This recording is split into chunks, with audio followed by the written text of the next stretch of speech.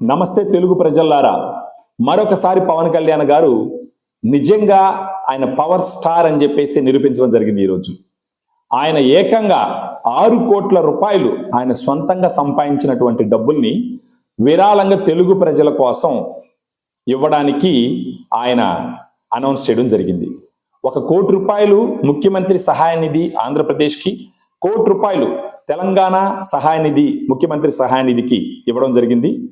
తర్వాత 4 కోట్ల రూపాయలు ఇంచుమించు 400 పంచాయతీలకి, ఒక్కొక్క పంచాయతీకి 1,00,000 రూపాయలు ఇవ్వడానికి ఆయన మీడియా ముఖంగా ఇవ్వడానికి రెడీ అయినాడు, ఇస్తున్నాడు. సో ఇప్పుడు చెప్పండి ప్రజల్లారా, నిజమైన నాయకుడు ఎవరు? ప్రజల మీద ప్రేమ ఉన్న నాయకుడు ఎవరు?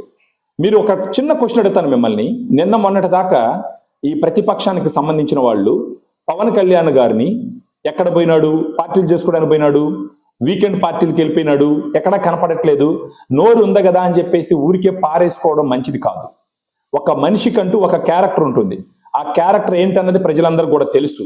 వీళ్ళు కేవలం రాజకీయ దురుద్దేశంతో బురద జల్లడానికే ఇలాంటి పనులు చేస్తున్నారు. ఫర్ ఎగ్జాంపుల్, మాజీ మహిళా మంత్రి ఒకరు ఎక్కడికి పోయినారని ఇండైరెక్ట్ గా ఆయన కనపడలేదని చెప్పేసి ఆయన విమర్శించడం జరిగింది. కనీసం ఏ రోజన్నా ఆమె చేతకుండా కనీసం ఒక 50 లక్షల రూపాయలు ఇలాంటి విపత్తులు వచ్చినప్పుడు ఇచ్చిన సందర్భం ఉందా? మళ్ళీ అదే మంత్రి గారు 1,000 కోట్లు సంపాదించినారు, ప్రజల సొమ్ము మట్టి దోలేసి, గులక దోలేసి, కొండలు పగల కొట్టేసి 1,000 కోట్లు సంపాదించినారని చెప్పేసి అందరూ మాట్లాడుకుంటుంటే వింటూ ఉన్నాం. ఇలాంటిది పవన్ కళ్యాణ్ గారు ఏకంగా 6 కోట్ల రూపాయలు. పవన్ కళ్యాణ్ గారికి ఏదైనా వ్యాపారాలు ఉన్నాయా? లేదంటే ఏదైనా కాంట్రాక్టులు తీసుకొని సంపాదించినాడా? లేదంటే ఏదైనా అవినీతి చేసి సంపాదించినాడా? ఆయనకు వచ్చిన డబ్బులంతా కష్టపడి సినిమాల్లో నటించినప్పుడు వచ్చిన డబ్బులే. మొన్న ఆయన కూతురు, నాగబాబు గారు కూతురు నిహారిక గారు చెప్తున్నారు, మా బాబాయికి వ్యాపారాలు ఏమి లేవు, సినిమాలు చేసుకుంటాడు, దాంట్లో వచ్చిన డబ్బులు తీసుకెళ్లి జనసేనలో పెట్టుకుంటాడు. మొన్న కూడా గబ్బర్ సింగ్ రిలీజ్ అయితే కొంత డబ్బులు వస్తే మా నాన్నగారు ప్రొడ్యూసర్ కాబట్టి తీసుకెళ్లి దాంట్లోనే పెట్టినాడు అనేసి. ఇలాంటి ఒక కుటుంబం, అలాంటి ఒక పద్ధతి తెలిసిన వాళ్ళు. ఇప్పుడు చెప్పండి, కొంతమంది పేటీఎం బ్యాచ్ అంటారు, వాళ్ళని అలా అనడం కూడా నాకు ఇష్టం లేదు. ఇప్పుడు చెప్పండి పవన్ కళ్యాణ్ గారి గొప్పతనం. అంతెందుకండి, గత 5 సంవత్సరాలుగా ముఖ్యమంత్రిగా పనిచేసినారు, అంతకు ముందర ఎంపీగా పనిచేసినారు, ఎన్నో సంవత్సరాలుగా రాజకీయాలుగా ఉన్నారు. మన గౌరవనీయులైన మాజీ ముఖ్యమంత్రి గారు జగన్ గారు ఇచ్చినటువంటి విరాళం ఎంతండి? 1 కోటి రూపాయలు. ఇప్పుడు ఒక చిన్న క్వశ్చన్ మీకు అందరికీ, పవన్ కళ్యాణ్ గారికి ఎక్కువ ఆస్తి ఉంటుందా, మన జగన్మోహన్ రెడ్డి గారికి ఎక్కువ ఆస్తి ఉంటుందా? మీకే తెలుసు కదా, మళ్ళీ వివరించాల్సిన అవసరం లేదు. పోనీ పవన్ కళ్యాణ్ గారు రాజకీయంలోకి వచ్చిన తర్వాత సంపాదించినారా? లేదంటే మన మాజీ ముఖ్యమంత్రి కానీ మిగతా అందరూ మంత్రులు, ఎమ్మెల్యేలు రాజకీయాల్లో సంపాదించినారా? లేకపోతే వాళ్ళు ఏదైనా సొంత వ్యాపారాలు సంపాదించినారా? లేదు కదా. ఇప్పుడు ఒక చిన్న క్వశ్చన్ అడుగుతాను మిమ్మల్ని. ఫస్ట్ ఆఫ్ ఆల్, మన చిత్ర పరిశ్రమకి సంబంధించిన వాళ్ళకి అందరూ కూడా ఒక సెల్యూట్ చేయాలి. ప్రభాస్ గారు, అల్లు అర్జున్ గారు, నాగార్జున గారు, చిరంజీవి గారు, ఇంకా మహేష్ బాబు గారు, ఇంకా ఎంతో మంది పేర్లు గుర్తురావట్లేదు, వాళ్ళందరూ ముఖ్యమంత్రి సహాయ నిధికి 1 కోటి రూపాయలు ఇవ్వడము, 50 లక్షలు ఇవ్వడం జరిగింది. ఫస్ట్ ఆఫ్ ఆల్ నేను మిమ్మల్ని క్వశ్చన్ అడుగుతాను, వాళ్ళు ఎందుకు ఇవ్వాలండి? వాళ్ళు ఏమన్నా ప్రజల సొమ్ము దోచేసుకున్నారా? లేదంటే ఏదైనా వ్యాపారాలు చేసినారా? వాళ్ళు కష్టపడి సినిమాల్లో నటిస్తే చెమటోర్చి దాన్ని చూసి వినోదం పొందినటువంటి వ్యక్తులు, ప్రజలు వాళ్ళకి టికెట్ రూపంలో డబ్బులు ఇస్తారు. సో ప్రతిసారి ఇలాంటి విపత్తు వచ్చినప్పుడు ఓన్లీ సినిమాల్లో నటించిన వాళ్ళే డబ్బులు ఇవ్వాలని ఎదురు చూడడం ఎంతవరకు కరెక్ట్? రాజకీయ నాయకులు ఎందుకు ఇవ్వరండి? రాజకీయ నాయకులు రాజకీయానికి వచ్చి రాజకీయంలోనే 1,000 కోట్లు సంపాదిస్తున్నారు, వాళ్ళు ఎందుకు ఇవ్వట్లేదు? ఎప్పుడైనా ప్రజలు ఆలోచించినారా? ఇప్పుడు పవన్ కళ్యాణ్ గారు రాజకీయంలోకి వచ్చి, ఫర్ ఎగ్జాంపుల్ ఇప్పుడు ఆయన మంత్రి అయ్యి ఒక 2 నెలలు అయింది. అంతకు ముందర 10 సంవత్సరాల పార్టీ నడిపినప్పుడు కూడా ఆయన డబ్బులే ఇచ్చినాడు కౌలు రైతులకి, అందరికీ. మీరు ఇప్పుడు చెప్పండి, ఈయన కాలి గోటికి ఎవరైనా సమానం అవుతారా? ఇప్పుడు మీరు చెప్పండి, నిజమైన నాయకుడు ఎవరు చెప్పండి. ఇప్పుడు అంతెందుకండి, ఇప్పుడు ఈవెన్ కూటమి ప్రభుత్వంలో కానీ లేదా ఇంతకు ముందు ఉన్న ప్రభుత్వంలో కానీ ఎంతో మంది రాజకీయ నాయకులు ఎమ్మెల్యేలుగా పనిచేస్తున్నారు, మంత్రులుగా పనిచేస్తున్నారు, ఎంపీలుగా పనిచేస్తున్నారు. ఎంతమంది ఎన్ని కోట్లు ముఖ్యమంత్రి సహాయ నిధికి ఇచ్చినారు?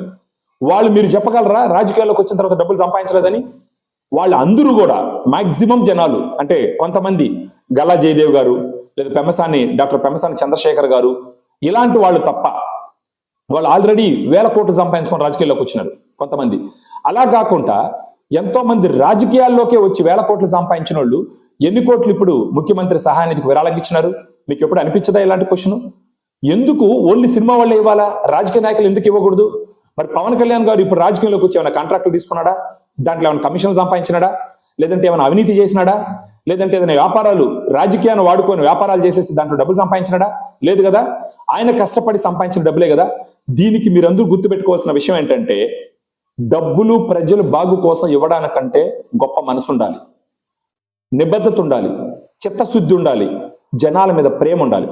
ఆయన 2 రోజులు కనపడలేదని చెప్పేసి నానా ఏగి చేసినటువంటి ప్రతిపక్షానికి సంబంధించిన వాళ్ళు కానీ, మీడియా ఛానల్స్ కానీ ఇప్పుడు వచ్చి ఒక 2 లక్షల విరాళం ఇవ్వండి, మీకు మనసు వస్తుందేమో చూద్దాం. ఖచ్చితంగా రాదు. ఇది మీ క్యారెక్టర్, అది పవన్ కళ్యాణ్ గారి క్యారెక్టర్. సో పవన్ కళ్యాణ్ గారిని విమర్శించే అర్హత కూడా నాకు తెలిసి ఎవ్వరికీ లేదు. సామాన్య ప్రజలకి లేదు, రాజకీయ నాయకులకి లేదు, వ్యాపారస్తులకి లేదు, మీడియా ఛానల్స్కి లేదు.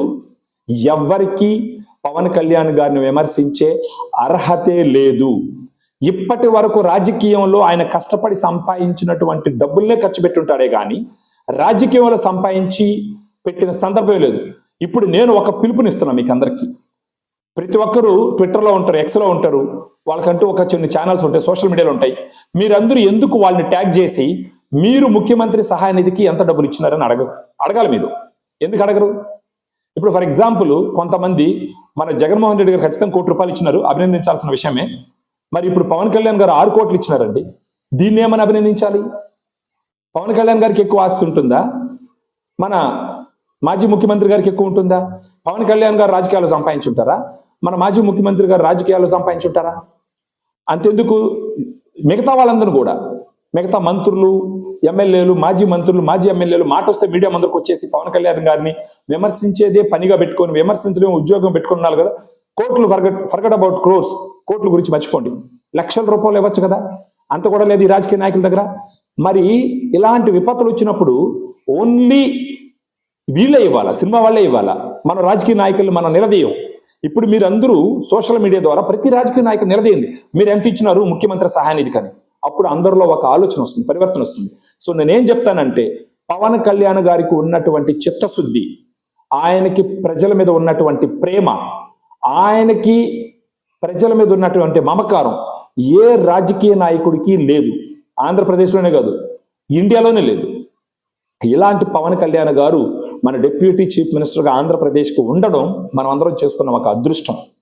ఆయన ఇచ్చిందే కాకుండా చాలా ఇంపార్టెంట్ మెసేజ్ ఇచ్చినాడు అందరికీ. ఆయన ఏమంటాడు? సినిమా వాళ్ళ దగ్గర ఆర్భాటం, హంగులే తప్ప, అంటే వాళ్ళు డబ్బులు సంపాదిస్తారు కానీ ఎక్కువ సంపాదించరు.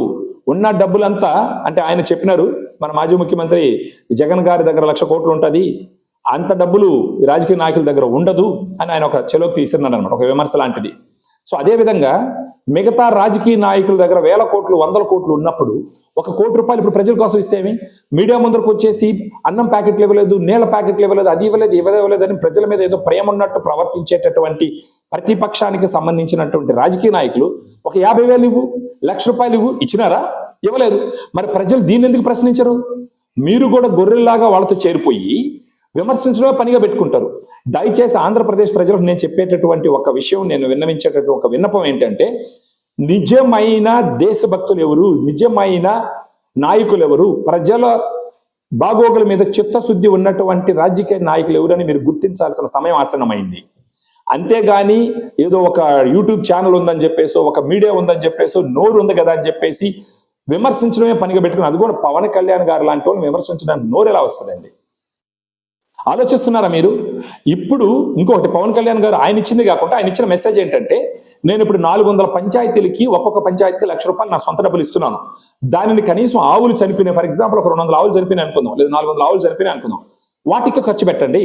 సో నేను ఇచ్చే డబ్బులు ఎంత ఎఫెక్టివ్గా అక్కడ ఉన్న పంచాయతీలు ఖర్చు పెడుతున్నాయి అన్నది తెలిసింది అంటే, ఈ ట్రాన్స్పరెన్సీ ఎస్టాబ్లిష్ అయ్యింది అంటే, ఎంతో మంది ముందరకు వచ్చి ఇలాంటి విరాళాలు ఇవ్వడానికి ఆసక్తి చూపుతారు అని చెప్పి ఒక మెసేజ్ ఇవ్వడం జరిగింది. ఆయన చెప్పింది వాస్తవం. సో ఇప్పుడు ఆయన రాజకీయాల్లో ఇంకొక ఇదికి పునాది పలికినాడు, నాంది పలికినాడు. ఏంటంటే ట్రాన్స్పరెన్సీ, ఇచ్చిన డబ్బులు దేనికి ఖర్చు పెడతారు, ఇది చాలా చాలా ఇంపార్టెంట్. అది కాకుండా ఆయన పంచాయతీ రాజ్ శాఖలో ఉన్నటువంటి ఎంప్లాయీస్కి అందరికీ, వాళ్ళందరినీ ఆయన వెనక పిలిచి ₹14 కోట్ల ఆయన మినిస్ట్రీ నుంచి ఎప్పుడన్నా ఎవరన్నా చేయంగా విన్నారా మీరు? చూసినారా? ఇంతకు ముందర ఎంతో మంది ఇరిగేషన్ మినిస్టర్కి పనిచేస్తున్నారు, పంచాయతీరాజ్ శాఖకు పనిచేస్తున్నారు, విద్యాశాఖ పనిచేస్తున్నారు. వాళ్ళకి సంబంధించిన ఉద్యోగస్తులను తీసుకొచ్చి ఇలాంటి విపత్తులు వచ్చినప్పుడు మీ డబ్బులు కూడా కొంచెం దానం చేయండి, విరాళాలు ఇవ్వండి అని అడిగినారా? పవన్ కళ్యాణ్ గారు చేసినారు. ఆయన ఇవ్వడమే కాకుండా ఆయన పంచాయతీ రాజ్ శాఖకు సంబంధించిన ఉద్యోగస్తులందరూ ఒక రోజు బేసిక్ 1,200 రూపాయలు, మొత్తం 1,44,000 మంది, 64,000 మంది, మొత్తం 14 కోట్ల రూపాయలు వాళ్ళ దగ్గర దానం చెప్పించినాడు. వాళ్ళకందరూ థ్యాంక్స్ చెప్పినాడు. మళ్ళీ అది కాకుండా ఇంకొక డిపార్ట్మెంట్కి సంబంధించిన వాళ్ళు 65 లక్షలు, 64 లక్షలు. ఇప్పుడు చెప్పండి, పవన్ కళ్యాణ్ గారు చిత్తశుద్ధి ఉన్న నాయకుడా కాదా?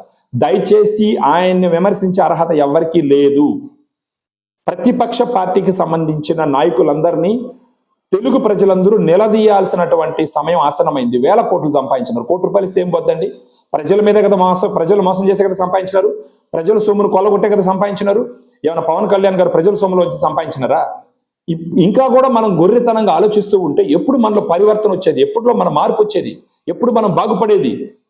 సో ఇవన్నీ చెప్తూ నేను మళ్ళీ ఒకసారి పవన్ కళ్యాణ్ గారిని అభినందిస్తూ, ఆయన ఇచ్చినటువంటి 6 కోట్ల రూపాయలు 2 తెలుగు రాష్ట్రాలకి, 1 కోటి రూపాయలు మన తెలంగాణకు, 1 కోటి రూపాయలు ఆంధ్రప్రదేశ్కి, 4 కోట్లు డైరెక్ట్ గా ఆయన పంచాయతీ రాజ్ శాఖకి. ఇంతకు ముందర చెప్పండి, ఇంతకు ముందర పనిచేసిన మినిస్టర్స్ ఇలాంటి విపత్తులు వచ్చినప్పుడు ఎప్పుడు వాళ్ళ సొంత డబ్బులు పంచాయతీలకు ఇవ్వడం కానీ, లేదా ఏదైనా ఒక ఊరికి ఖర్చు పెట్టడం కానీ మీరు ఎప్పుడైనా చూసినారా? సో దయచేసి ఇంకొకసారి పవన్ కళ్యాణ్ గారిని విమర్శించే పని పెట్టుకోవద్దు. అది మీకు నోరు ఉంది కానీ పడేసుకున్న పైన దేవుడు ఉంటాడు, క్షమించడు. సో చిత్తశుద్ధి ఉన్న నాయకులను గమనించి వాళ్ళని ఎంకరేజ్ చేసి వాళ్ళు ప్రజలకు సేవ చేసే విధంగా మనం ప్రవర్తించాలా, మన ఆలోచన విధానం మారాలా. మీరు నాది ఇంకొకటి, పవన్ కళ్యాణ్ గారు ఆయన గొప్ప మనసు చూడండి, ఇంకా చాలా మంది చిత్ర పరిశ్రమ నుంచి వచ్చి విరాళాలు ఇవ్వండి అని పిలుపునిచ్చినాడు, వ్యాపారస్తులు విరాళాలు ఇవ్వండి అని పిలుపునిచ్చినాడు. ఇదే ఆయన గొప్పతనం. ఆయన ఇచ్చిందే కాదు, ఆయన మినిస్ట్రీ నుంచి ఇచ్చిందే కాదు, ఆయన సినిమా ఇండస్ట్రీ నుంచి కూడా ఆయన ఇవ్వమని కోరుకుంటున్నాడు. ఒక వ్యాపారస్తుల దగ్గర నుంచి కూడా ఇవ్వమని కోరుకుంటున్నాడు. ఇలాంటి నాయకుడిని పట్టుకొని తిట్టడానికి నోరెట్ట వస్తుందండి? ఊరికే లేనిపోయిన అబాండాలు ఆయన మీద వేయడానికి నోరెలా వస్తుందండి? మరొకసారి ప్రజలారా, పవన్ కళ్యాణ్ గారిని ఎవరైనా అకారణంగా విమర్శిస్తూ ఉంటే ప్రజలు మీరు చూస్తూ ఊరుకోవద్దు. వాళ్ళని ఆపాలి, వాళ్ళకి అడ్డుకట్ట వేయాలి. ఒక మంచి నాయకులు ఎదగాలి, మంచి నాయకులను తొక్కేకూడదు. తొక్కేస్తే మనం అంధకారం అయిపోతుంది మన భవిష్యత్తు. సో దీన్ని అర్థం చేసుకొని మరొకసారి పవన్ కళ్యాణ్ గారు అతని యొక్క ఉదార స్వభావానికి, అతనుకున్న గొప్ప మనసుకి ఆయన అభినందిస్తూ, నిజంగా మీరు ఉండడం మా అదృష్టం సార్. మీరు ఇదే విధంగా సేవ చేస్తూ 10 కాలాల పాటు ఆయురారోగ్యాలతో ఉండాలని కోరుకుంటున్నాను. ఇదే 6 కోట్లు ఆయన కొడుకు పేరు మీదనో, కూతురు పేరు మీదనో ఫిక్స్డ్ డిపాజిట్ వేసుకుంటే వాళ్ళ భవిష్యత్తు బాగుంటుంది కదా. అయినా కానీ ఆయన ప్రజల కోసం ఇచ్చినాడు. సో నీళ్ళేంది పాలేంది అని గమనించాల్సినటువంటి సమయం వచ్చింది. ఊరికే నోరుంది కదా అని పడేసుకోవద్దు. సో ఈ విమర్శ మీకు, ఈ విశ్లేషణ మీకు నచ్చింది అంటే మన ఛానల్ సబ్స్క్రైబ్ చేస్తూ, లైక్ చేస్తూ, షేర్ చేయండి. జై హింద్, జై అమరావతి, జై ఆంధ్రప్రదేశ్, జై పవన్ కళ్యాణ్, జై చంద్రబాబు నాయుడు గారు.